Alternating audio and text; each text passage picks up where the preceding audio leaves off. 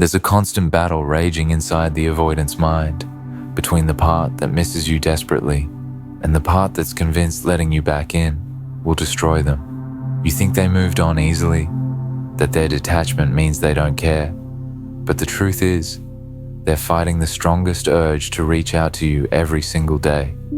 The avoidance nervous system interprets missing you as danger. Every warm memory of your connection gets immediately followed by their brain's alarm system, screaming that vulnerability equals pain, that closeness equals suffocation, that love equals loss of self. They remember how safe they felt in your arms, and simultaneously remember every time in their past when safety was ripped away without warning. What you don't understand is that their silence isn't indifference, it's self-preservation. They've learned that wanting someone too much gives that person the power to destroy them. So they've developed what feels like superhuman self-control, the ability to want you intensely while appearing completely unaffected. But this control is exhausting them, eating them alive from the inside. Because suppressing love doesn't make it disappear, it makes it grow stronger in the darkness. They scroll through your social media, fighting the urge to like your photos. They drive past places that remind them of you, their chest tightening with longing they refuse to acknowledge. They start to text you 100 times and delete every message before sending it. They're not over you. They're actively working overtime to convince themselves they are, because admitting they want you back feels like admitting defeat to the very defenses that have kept them feeling safe their entire life, the fear that keeps them paralyzed. The avoidant isn't just afraid of being hurt again. They're terrified of hurting you again. They remember how they shut down when things got too intense, how they pulled away when you needed them most, how their defense mechanisms activated and turned them into someone they didn't recognize. They're convinced that reaching out to you would be selfish because they don't trust themselves not to repeat the same patterns. There's a voice in their head telling them they're damaged goods, that they don't know how to love properly, that anyone who gets close to them eventually leaves anyway, so why put you through that again? They've internalized every criticism from their past, every time someone called them cold or emotionally unavailable, every relationship that ended because of their fear of intimacy. They want you back, but they're convinced they don't deserve you. The avoidant lives with a constant sense of impending doom about relationships.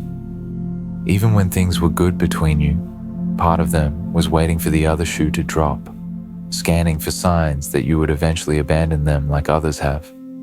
This hypervigilance is exhausting, and they often end relationships preemptively to avoid the pain of being left. Now they're trapped between wanting to reconnect with you and being terrified that reaching out will only delay an inevitable heartbreak.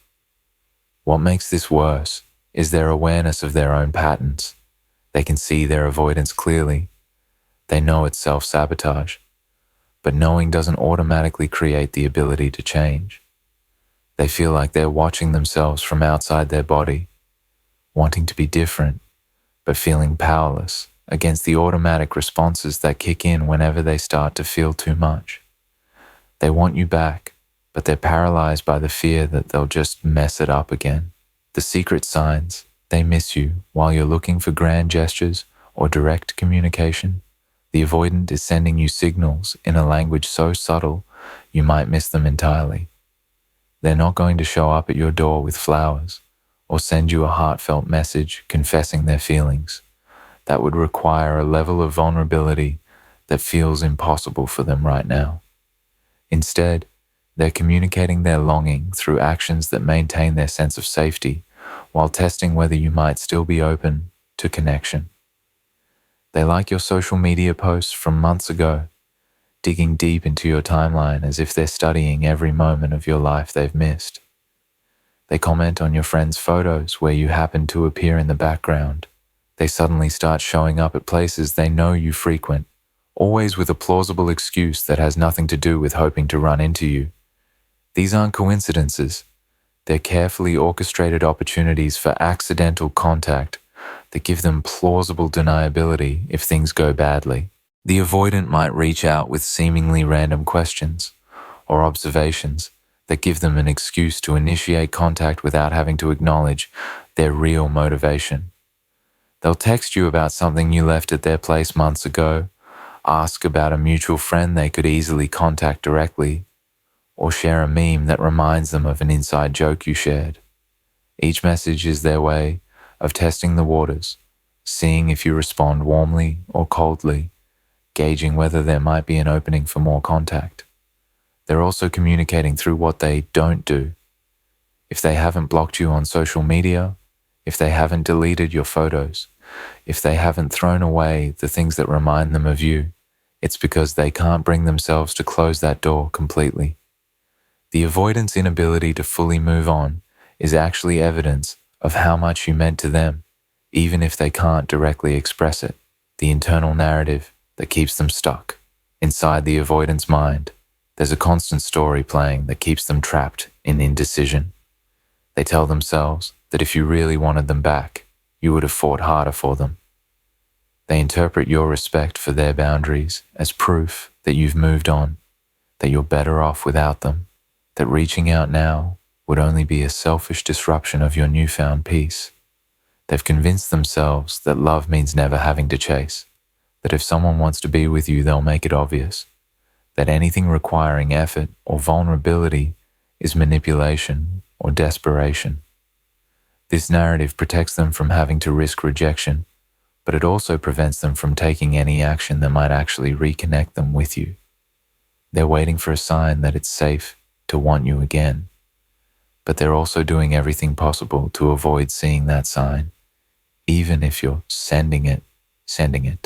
The avoidant often believes that you deserve someone better, someone more emotionally available, someone who doesn't struggle with intimacy the way they do. They've idealized you in their memory while simultaneously diminishing their own worth, creating an impossible gap that makes reconnection feel hopeless. They want you back, but they've convinced themselves that wanting you is selfish because they don't believe they can give you what you deserve. There's also a part of them that's protecting their pride. Admitting they want you back feels like admitting they made a mistake, that their decision to end things or pull away was wrong, that their carefully constructed defenses failed them. For someone who has built their identity around self-sufficiency and emotional control, acknowledging that they need you feels like a fundamental threat to who they think they are, the dance of approach and avoidance. Even if the avoidant does start to consider reaching out to you, their process looks nothing like what you might expect. They don't move in a straight line toward reconnection. They move in a complex dance of approach and avoidance that can last for months or even years. They'll make tiny steps toward contact and then retreat for weeks, overwhelmed by the intensity of their own feelings. You might receive a friendly message from them and think it's the beginning of reconciliation, only to be met with radio silence for the next month. This isn't them playing games. It's them literally being unable to tolerate the anxiety that comes with the vulnerability for extended periods. They reach out when the longing becomes unbearable, then retreat when the fear catches up with them. Each cycle of approach and avoidance is their nervous system trying to figure out how to want you safely. The avoidant might test your availability and interest through mutual friends, asking casual questions about your dating life or whether you've mentioned them. They're gathering intelligence about your emotional state without having to expose their own. They need to know if you're angry at them, if you found someone else, if reaching out would be welcomed or rejected before they can even consider making a move. They often engage in what psychologists call Phantom X syndrome, staying emotionally connected to you while maintaining physical and communicative distance. They're not fully present in new relationships because they're still psychologically attached to you, but they can't admit this even to themselves because it would require acknowledging that their attempt to move on has failed. What they wish they could tell you. If the avoidant could overcome their terror of vulnerability for just a moment, they would tell you that letting you go was the hardest thing they've ever done. They would explain that their detachment wasn't because you didn't matter. it was because you mattered too much. They would admit that they think about you constantly, that they compare everyone new to you and find them lacking, that they've never stopped hoping you might find your way back to each other. They would tell you that they know they hurt you, that they replay your last conversations and wish they could go back and respond differently. They would explain that their shutdown wasn't personal, that it had nothing to do with your worth and everything to do with their own programming. They would apologize for making you feel like you weren't enough, when the truth is, they were terrified that they weren't enough for you. The avoidant would admit that they've been working on themselves, trying to understand their patterns, maybe even going to therapy to figure out how to love without losing themselves. They would tell you that you changed them, that being with you showed them what they were capable of feeling, that even though it scared them, it also awakened something they didn't know existed within them. Most importantly, they would tell you that if there was a way to be with you that didn't require them to choose between love and safety, they would take it in a heartbeat. They would explain that their greatest fear isn't being alone forever. It's getting close to you again, only to hurt you the same way they did before. They're not staying away because they don't love you. They're staying away because they love you too much to risk destroying you again with their unhealed wounds, the conditions that would bring them back. The avoidant won't come back to the same relationship dynamic that triggered their flight response in the first place. They need to see evidence that reconnecting with you won't recreate the same patterns that overwhelmed their nervous system before.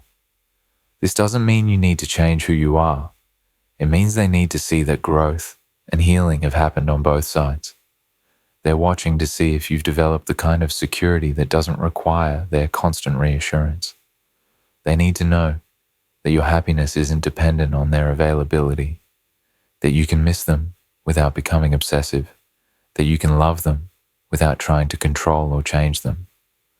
The avoidant needs to feel like they can come close without being consumed by your emotional needs.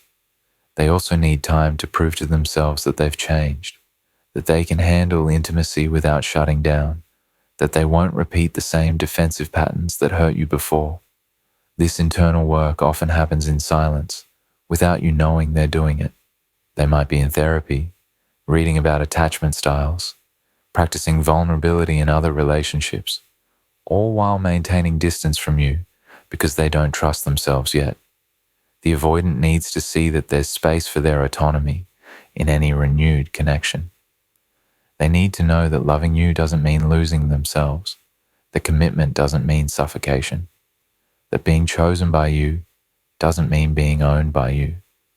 They're looking for evidence that you understand their need for independence and won't interpret it as rejection. The breakthrough that changes everything. Sometimes there's a moment when the avoidant's fear of losing you forever finally outweighs their fear of getting hurt again. This usually happens when they realize that their strategy of staying away to protect themselves is actually causing them more pain than risking vulnerability would. They recognize that they're already suffering. They're just suffering alone instead of suffering in connection. This breakthrough often comes when they see you moving on, dating someone else, or simply thriving without them. The reality of permanently losing you becomes more terrifying than the possibility of being hurt again. They realize that their worst-case scenario isn't getting their heart broken. It's watching you build a beautiful life with someone else while they remain trapped in their protective isolation. The avoidance return, when it happens, is usually tentative and indirect. They don't show up declaring their undying love. They show up asking for friendship, suggesting casual meetups, testing whether there's still a connection between you. They're hoping you'll be patient with their gradual approach, that you'll understand their need to rebuild trust slowly, that you'll recognize their effort, even when it doesn't look like the grand gesture you might have hoped for. When the avoidant finally admits they want you back, it's not just about missing you. It's about being ready to risk everything they've spent their life protecting. It means they've chosen love over safety, connection over control, vulnerability over invulnerability. It means they've decided that a life with you, even with all its risks, is better than a life without you, no matter how safe that life might feel.